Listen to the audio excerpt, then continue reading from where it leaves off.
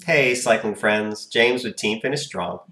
You know, I have been racing now in Zwift for almost 3 years, and it has been super, super fun.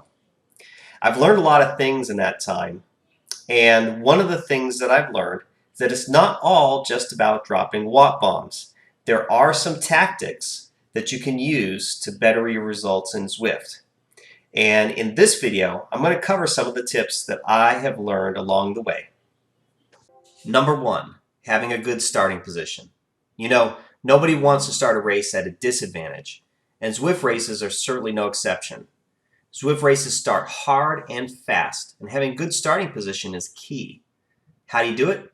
It's simple. Just get to the starting line first.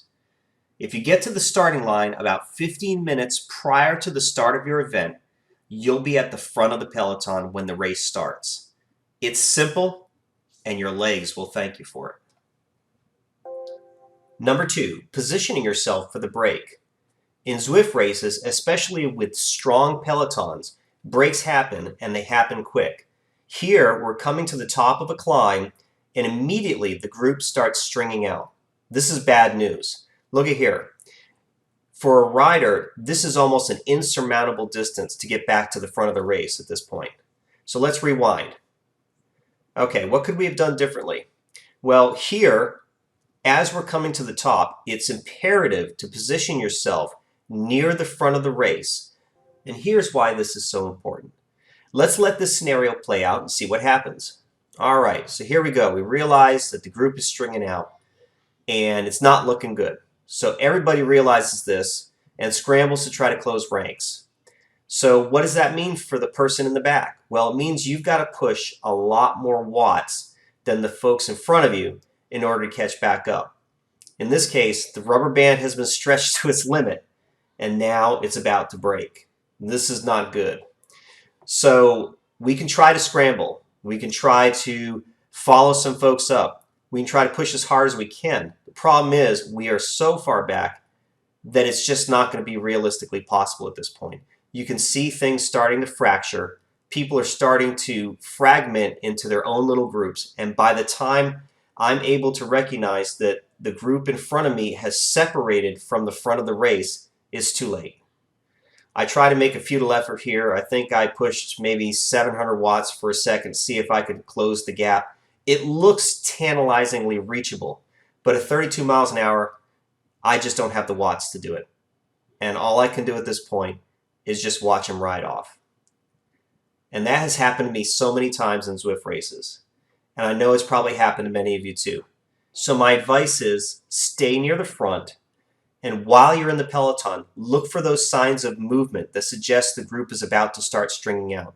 Check the watts per kilogram and see if there's a real big difference between your watts and the folks in front of you. And then if you see it stringing out, you need to hurry because it may break. Number three, know yourself.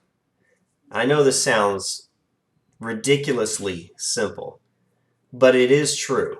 You have to know yourself and what your capabilities are. I'm a sprinter. I'm not an FTP man, and I'm not a climber. So you have to know and recognize where your strengths and where your weaknesses are. So here I am. I'm racing in a hares and hounds race. I've been sitting comfortably in the draft now with the Bs for quite some time, but yet the As are about to overtake us, and this is a strong group. So I check them out and I see, okay, here they come. My legs are feeling pretty good. I've got a drafting power up, so I decide, what the heck, I'm going for the hero move. I'm going to go ahead and attack. All right, so the first days come by and I hit it. I'm pushing close to 800 watts at one point during this move. And I'm starting to think this might be a mistake, but I've committed at this point, so I've got to make it stick. And I burn the whole matchbook trying to get latched onto this group. And I did it. But the problem is, just like I said, I've used up all my matches at one time. Fast forward a few minutes, and I can tell I've made a terrible mistake. I'm sucking wind, I'm in the red, and I can't even barely hold 300 watts to stay on people's wheels. And I just literally watched them ride off. There's nothing I can do about it. And this sets the tone for me for the rest of the event. I fall back with the bees, but I ain't got any matches left to burn, and I end up coming in almost dead last. Now, conversely, if I hadn't made that move, I could have just sat in with the bees, rested up, because the bees all came to the end in a large blob, where my chances in a bunch sprint would have been much, much higher. Might have gotten a podium that day, but I didn't because I made a risky move. Number 4, how to pull off the Froome. Like I said, I'm not an FTP man. I'm not a time trial specialist. But every now and then, every dog has his day. This clip is from the Off the Map Tour, Stage 3. And me and this particular person that you see in the clip have been very cordially riding together throughout the entire event. This is the New York City KOM after party, and it's been pretty chill the whole race. I've tested him on some climbs up to this point, and he's sort of been lagging back. So I think, okay, maybe I can take this guy. There's no one else behind me for a good couple minutes. It's just me and this gentleman. So I figured, all right, here's my chance. I'm going to go for it. So we start the KOM, and I go ahead and I take off. And I decide to go ahead and push some good watts, sustainable watts, up the climb to create some distance. And it works. So when you're pulling this kind of move, it's basically a war of attrition. Last man standing. It's the only thing that counts. And by the time I've reached the top of the first flat, I've put somewhere between 8 and 9 seconds on this guy. So that's a pretty good jump. One that I hope I can keep.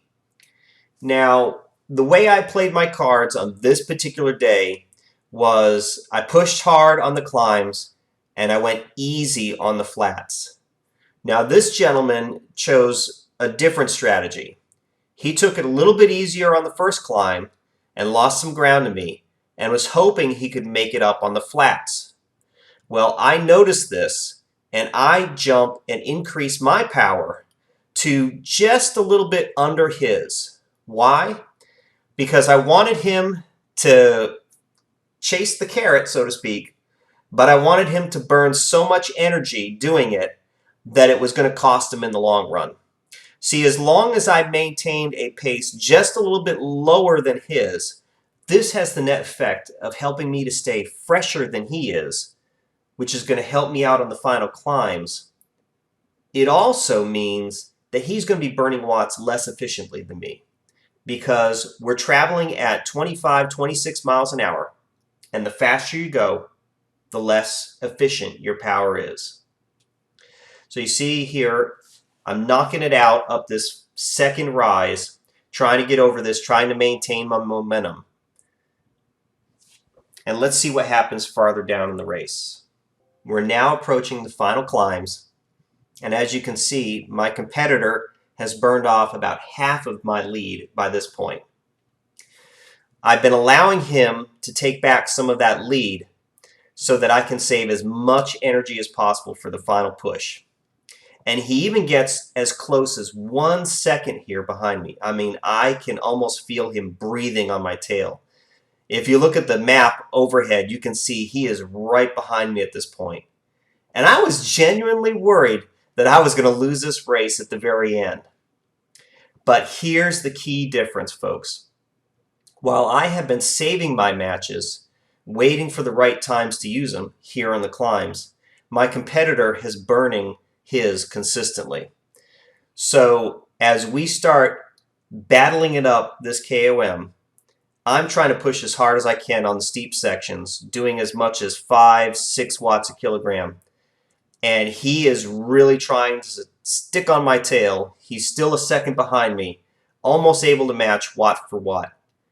And it was at this point that I really thought that maybe I had miscalculated and I was going to lose this race. But I kept pushing on. I was hurting. You see my heart rate is just about maxed out. But I figured I've committed this far. I've got to push all the way to the end. So I make one more big push. And here's where I see my breakthrough. I once again hit close to 5 watts, over 5 watts per kilogram. And I see that my competitor, he's not matching me anymore. He's finally blown up, and I've sealed the victory. And I go on to get a podium position in this particular race. But let me tell you, folks, it was hard fought. And that's how you do a froom. Last but not least, number 5. We always got to finish with a good sprint, right? They say that the timing of your sprint is crucial, and that is so true. But here in Zwift, there's also some elements of some of the courses that lend themselves to helping you win your sprint. And one of them is here in the volcano circuit. Just before the final push, there's a little rise in the tarmac, if you will. And it's at that point that you can hit that with some power. So what I do here is I start spinning up just a second before the hill so I can get my watts registered as I hit the climb.